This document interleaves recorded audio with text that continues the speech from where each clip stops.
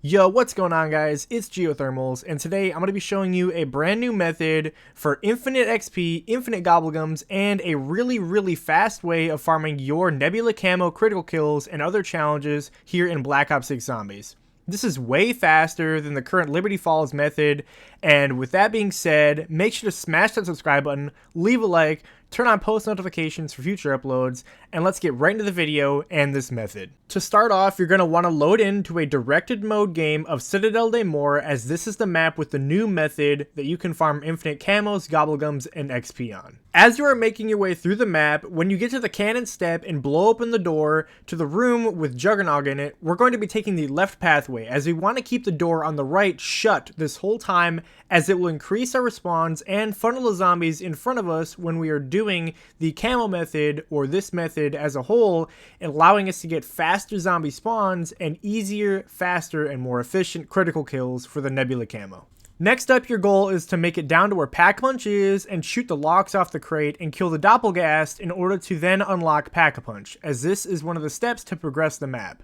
Once you do this, our next goal is to be making your way to Craft, which can be done by running across the room with stamina through this invisible doorway here that you can now interact with.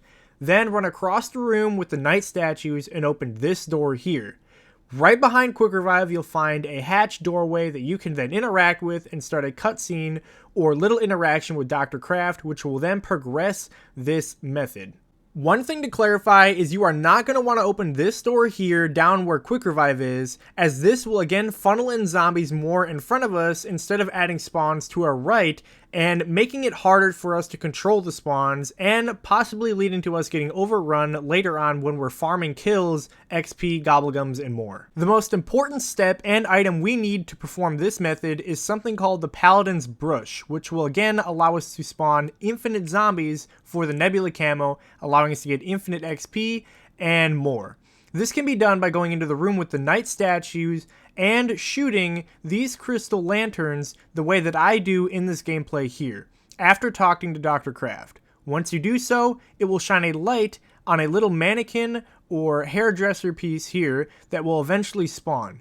This you'll need to wait a few seconds for, and once you do, you can walk back over to it and pick it up. This is going to be a very important item, like I said, for later on in this method and setup. The next step in this method and setting it up is to farm zombie kills and progress rounds as we're waiting on a zombie with a knight's helmet to spawn.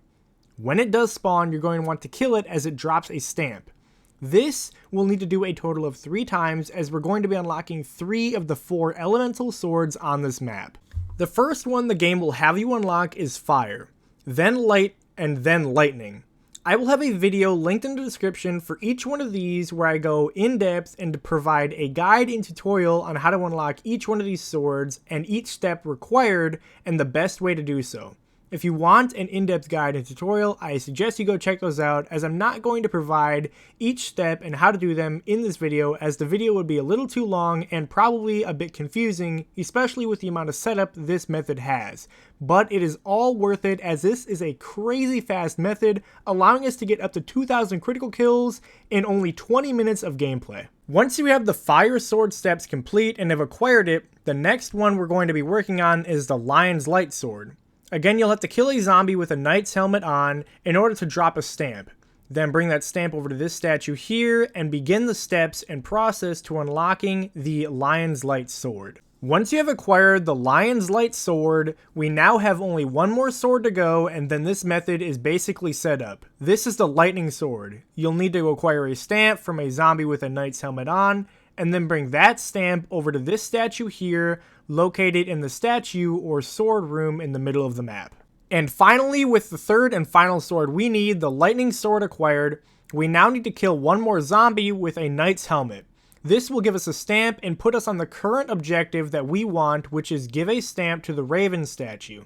Once you are on this step, you now are ready to do this method and begin farming kills, points, XP, and gobblegums. Now that we've acquired the final stamp, we are now going to want to head into the room with all the knight statues and not place the stamp, but instead finally place that Brooch at the golden circle located right here next to the lightning statue. Once you place it, it will begin spawning infinite zombies. Come down to where the Quick Revive perk is located where we spoke to Dr. Kraft, and you're going to want to stand in the doorway just past it here that I do. This is the doorway that is most important and will allow us to get infinite zombie kills, also providing us much more safety from our right, as you can see, some zombies do spawn there, and it can be a little hectic, but as long as you're managing it correctly, you're going to be just okay. I highly suggest that you at least have a Pack 1 gun, blue rarity, with Deadshot, and probably Speed Cola and Jug. With the amount of time we've spent setting up this method, you should have enough points and salvage to do so. And again, you're going to get way more points and way more salvage. If you find yourself wanting more armor or more perks, head back to spawn to get tier 2, or to pack to get tier 3 and pack your weapon. And at spawn, you can also find the Wonder Fizz, which is permanently spawned in, allowing you to get any perk you want or feel you need for this method. Then head back to the spot that I showed a second ago and begin farming critical kills, XP, and gobblegums. Anything you want. You can do this with this method incredibly fast. Again, like I said, you can get up to 2,000 critical kills in only 20 minutes of gameplay, which is much faster than the former Liberty Falls method that we had. The only method being faster that was patched was the boat glitch on Terminus Island. Either way, that's going to do it for this video, and if you want to see more Black Ops 6 Zombies, Black Ops 6, or Warzone content like this, make sure to smash that subscribe button, leave a like, and turn on post notifications, as I would really appreciate it. I'm Geothermals, and I will see you in the next one. Peace.